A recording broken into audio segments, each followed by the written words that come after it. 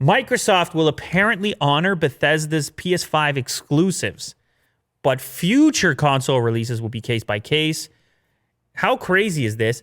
They buy the parent company of Bethesda for $7.5 billion, and in the exchange, they're purchasing essentially two titles which are slated for PS5 exclusive releases.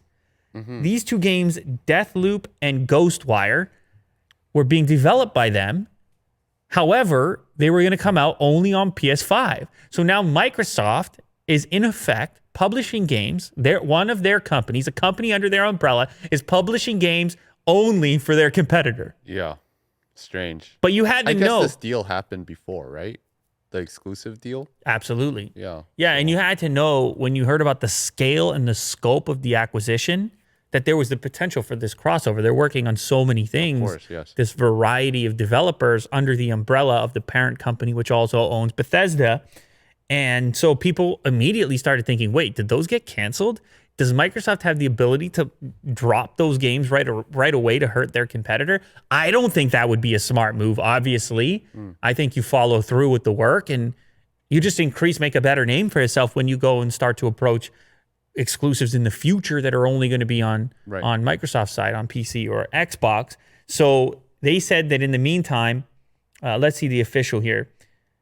Phil Spencer says Xbox plans to honor the PS5 exclusivity commitment for Deathloop and Ghostwire. And I don't know, maybe contractually they have to honor that.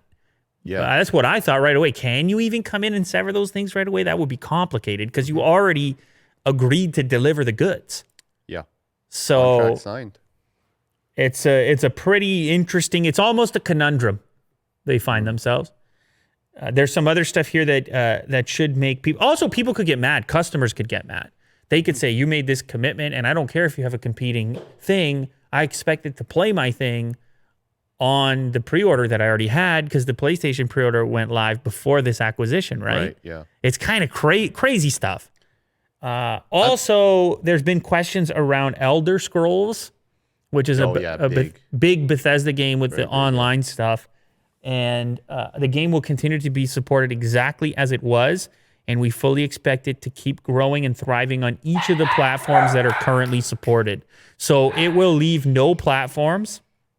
And it will continue to be maintained on PS4, Xbox One, PC, Mac, and Stadia. So if there's any Elder Scrolls Online players out there that were concerned about losing their ability to access that game after the Microsoft acquisition, you don't need to be concerned either. So it sounds like they're going to play nice. Right. It sounds like they're going to do the right thing here and work on those potential exclusives. I hope they're new franchises. I hope that these groups go to work on thinking up new things and continue to maintain the old ones, which have built up audiences on all the platforms. Just my opinion.